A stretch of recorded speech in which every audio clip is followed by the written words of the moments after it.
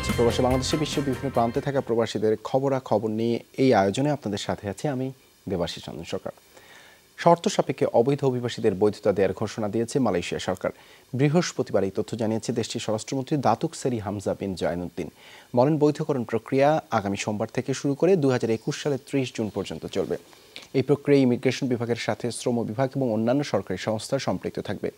এর আগে রি-হায়ারিং প্রোগ্রাম শেষ হওয়ার পরপরই বাংলাদেশে তৎকালীন হাই কমিশনার শহীদুল ইসলাম বাদ পড়া এবং প্রতারিত অবৈধ কর্মীদের বৈধতা প্রদানের প্রস্তাব দেন মালয়েশিয়া সরকারের কাছে। এ নিয়ে তিনি দেশটির বিভিন্ন মন্ত্রীর সঙ্গে বৈঠক করেন।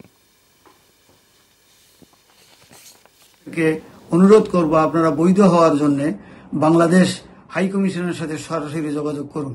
আপনারা অবৈধ দালালদের খপ্পরে পড়বেন না, অবৈধ দালালদের খপ্পরে পড়ে আপনারা সর্বস্ব হারাবেন না। মালয়েশিয়ান সরকার আনডকুমেন্টেড প্রবাসীদের মালয়েশিয়াতে বৈধ হওয়ার জন্য যে উদ্যোগটি নিয়েছে, আমি এই উদ্যোগটিকে সাধুবাদ জানাচ্ছি এবং আমি আশা করব আমাদের বাংলাদেশি যেসব ভাইরা এখনো আনডকুমেন্টেড অবস্থায় মালয়েশিয়াতে আছেন তারা এই সুযোগটিকে গ্রহণ করবেন। দর্শক, এ বিষয়ে আরও বিস্তারিত জানাতে মালয়েশিয়া থেকে সরাসরি যোগ দিয়েছেন সহকর্মী আহমেদুল কবির। কবির, বিভিন্ন সময় যাদের অবৈধ হিসেবে আটক করা হয়েছে তাদের ক্ষেত্রে কি সিদ্ধান্ত নিয়েছে মালয়েশিয়া সরকার? দেবাশিস, যারা আটক হয়েছেন তাদের বিষয়ে সিদ্ধান্ত এখনো আসেনি। তবে এই যারা আটক রয়েছেন বিভিন্ন ক্যাম্পে বা জেলে আটক রয়েছেন তাদেরকে বৈধতা দেওয়ার জন্য বাংলাদেশ সরকার মালয়েশিয়া সরকারের সাথে আলোচনা করেছেন এবং বাংলাদেশ দূতাবাস ও সংশ্লিষ্ট মন্ত্রণালয়ের মন্ত্রী মহোদয় এবং সচিবদের সাথেও আলোচনা করেছেন। আলোচনায় আশ্বাস দেওয়া হয়েছে, কিন্তু যারা বৈধ নেওয়ার জন্য যারা চেষ্টা করেছেন তাদেরকে বৈধতা দেওয়ার জন্য এবং যারা আটক রয়েছেন তাদের বিষয়ে এখনো কোনো সিদ্ধান্ত হয়নি। তবে মালয়েশিয়া সরকার আশ্বাস দিয়েছে যে আটক যারা রয়েছে তাদেরকে বৈধতা দেওয়ার প্রক্রিয়াধীন রয়েছে। দেবাশিস, কিভাবে এই বৈধকরণ প্রক্রিয়ার আওতায় আসবেন বাংলাদেশিরা? আবেদনের প্রক্রিয়া কি?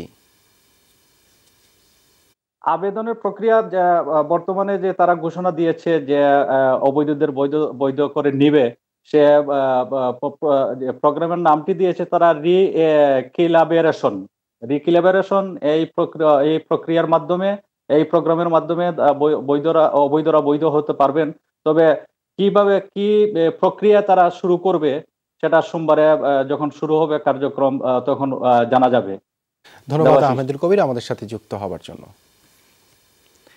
প্রবাসীদের জন্য গঠিত প্রণোদনা প্যাকেজ বাস্তবায়নে এখনও গতি আসেনি। ঘোষণার 7 মাস পরে বিতরণ হয়েছে মাত্র 4.25 কোটি টাকা। বিদেশ ফেরত প্রবাসীদের অভিযোগ, জটিল প্রক্রিয়ার কারণে আবেদন করেও ঋণ পাচ্ছে না তারা। ঋণ প্রদানে গতি আনতে নীতিমালা সহজ করার কথা জানিয়েছেন ব্যবস্থাপনা পরিচালক। বিতরণ ত্বরান্বিত করতে দেওয়া হয়েছে বেসরকারি উন্নয়ন সংস্থার সহায়তা নেওয়ার পরামর্শ। করোনা সংকটে সবচেয়ে বেশি বিপাকে পড়েছেন প্রবাসী কর্মীরা।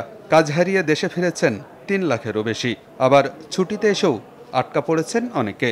ভিসা এবং আকামার মেয়াদ শেষ হয়ে যাওয়ায় আর ফিরতে পারেনি কাজে। এসব কর্মীর পুনর্বাসনে সরকারের উদ্যোগে গঠন করা হয় 700 কোটি টাকার বিশেষ তহবিল। এই তহবিল থেকে স্বল্প সুদে ঋণ দেওয়া হচ্ছে প্রবাসীদের। তবে বিতরণের পরিমাণ খুবই হতাশাজনক।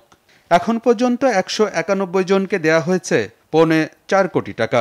আমি তো ক্ষতিগ্রস্ত। আমি এখন একটা ফার্ম করতে হলে আমার থেকে 3 থেকে 4 লক্ষ টাকা লাগবে। যদি আমার নিজের কাছে ওই টাকা থাকতো তাহলে তো আমি এখানে আসতাম না। অনেক ফাইল জমা হয়েছে, তবে কেউ লোন পাইছে কি না এই জিনিসটা এখন আমরা যারা জিজ্ঞাসা করি ওই জন্য আমরা এখনো পাই নাই। দীর্ঘসূত্রিতা যদি না কমায় তাহলে এই সরকারের উদ্যোগটা আসলে কার্যকর কোনো উদ্যোগ হিসেবে প্রমাণিত হবে না। সত্য ফিল আপ করা কঠিন হওয়ার কারণে মেজরিটি পার্সেন্ট প্রবাসী আমার মনে হচ্ছে লোন পাচ্ছে না এখান থেকে। বিশ্লেষকরা বলছেন, ঋণ দেওয়ার আগে তাদের সক্ষমতার বিষয়টিতে গুরুত্ব দিতে হবে। এজন্য সরকারি বেসরকারি সংস্থার সমন্বিত উদ্যোগ দরকার। প্রবাসীদের পুনর্বাসন কার্যক্রমের সাথে উন্নয়ন সংস্থাকেও অন্তর্ভুক্ত করার পরামর্শ তাদের। ঋণ দিয়ে এদেরকে ধরা যাবে না, এদের রিস্কিলিং আগে করতে হবে। এদের যেখানে ব্যবসায় নিয়োগ করাতে চাচ্ছেন সেটার জন্য সামগ্রিক প্রস্তুতি, অর্থাৎ একটা ইন্টিগ্রেটেড প্রোগ্রাম হিসেবে তাদের আনতে হবে রিইন্টিগ্রেশন। শুধু ঋণ প্রকল্প দিয়ে তাদের ধরা যাবে না। প্রবাসী কল্যাণ ব্যাংকের ব্যবস্থাপনা পরিচালকের দাবি, ঋণ বিতরণ বাড়াতে শুরু থেকেই কাজ করছেন তারা। সহজ করা হয়েছে নীতিমালাও, তবে এটা কোনো অনুদান নয়, ঋণ কার্যক্রম। তাই কিছু ব্যাংকিং নীতিমালা তাদেরকে অনুসরণ করতেই হচ্ছে। প্রথম দিকে কাগজপত্র যখন ওনারা ফিল আপ করছেন, এই জিনিসগুলো চিন্তা করেন নাই যে এখানে আমাদের সমস্ত ইনফরমেশনগুলো আমাদের কেওয়াইসির স্বার্থে এগুলো ইউনিফর্ম থাকতে হবে। সহজ আমানত বা গ্যারান্টি তো বড় কথা না, সে ওই সাইজের একটা ব্যবসা সে করার মতো তার মানে অভিজ্ঞতা আছে বা ট্রেনিং আছে বা সে পারবে, এই জিনিসটা এই সক্ষমতাটা বোঝাটাই বড় দরকার। এখন যারা প্রস্তাবগুলো নিয়ে আসতেছে তারা একটা মানে ভালো আইডিয়া নিয়ে আসতেছে এবং আমরা তাদেরকে ঋণ বিতরণও করছি। পুনর্বাসনের চেয়ে অভিবাসন ঋণেই আগ্রহ বেশি প্রবাসীদের। চলতি অর্থ বছরের প্রথম 4 মাসে বিদেশে যেতে 417 জনকে 8.25 কোটি টাকা ঋণ দিয়েছে প্রবাসী কল্যাণ ব্যাংক। আলমগীর হোসেন, যমুনা নিউজ, ঢাকা। সংযুক্ত আরব আমিরাতে শরিয়া আইন শিথিলের ঘোষণায় চলছে নানামুখী আলোচনা। আইন সংস্কারের পর অনুমোদন মিলেছে মদ পান এবং অবিবাহিত নারী পুরুষের একসাথে থাকার।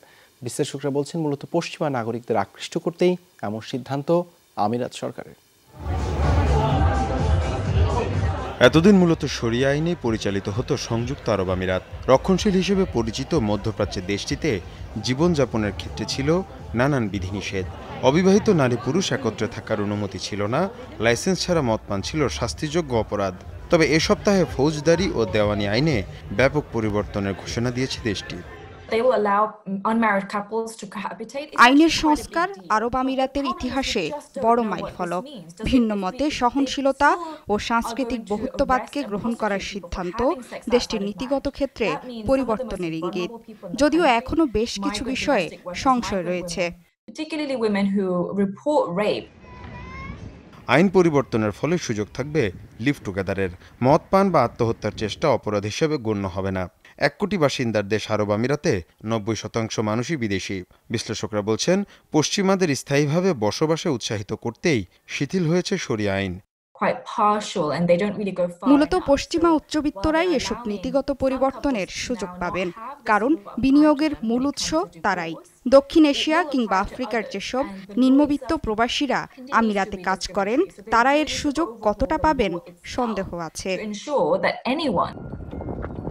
কয়েক বছর ধরেই তেল নির্ভরতা কমিয়ে পর্যটন খাতে জোর দিয়ে আসছে আরব আমিরাত। সেপ্টেম্বর ইসরায়েলের সাথে সম্পর্ক স্বাভাবিক করার পর দেশটিতে বিনোদন জগতের তৎপরতাও বেড়েছে। মীর মুশফিকা হাসান, যমুনা নিউজ। সংযুক্ত আরব আমিরাত শাখা যুবলীগের উদ্যোগে সংগঠনের 48তম প্রতিষ্ঠা বার্ষিকী অনুষ্ঠিত হয়েছে আবুধাবির স্থানীয় একটি হলে। এই উপলক্ষে আলোচনা সভা অনুষ্ঠিত হয়। এতে সভাপতিত্ব করেন আমিরাত যুবলীগের সভাপতি রফিকুল হক মিয়া এবং পরিচালনা করেন কামরুল হাসান জুয়েল। সভায় প্রধান অতিথি ছিলেন আবুধাবি বঙ্গবন্ধু পরিষদ কেন্দ্রীয় কমিটির সভাপতি ইফতেখার হোসেন বাবুল। এ সময় উপস্থিত ছিলেন সাধারণ সম্পাদক নাসির তালুকদার, জাকির হোসেন জসিম, মাহবুব খন্দকার সহ অনেকে। সভায় বক্তারা বলেন, দেশ গঠনে যুবদের অবদান সবচেয়ে বেশি। মানুষের মৌলিক অধিকার নিশ্চিতে কাজ করছে আওয়ামী লীগ সরকার, তাই দেশের উন্নয়নে প্রধানমন্ত্রী শেখ হাসিনার নেতৃত্বে সবাইকে ঐক্যবদ্ধ হয়ে কাজ করার আহ্বান জানানো হয়। এ ছিল প্রবাসী বাংলাদেশে। এতক্ষণ সাথে থাকার জন্য ধন্যবাদ সবাইকে।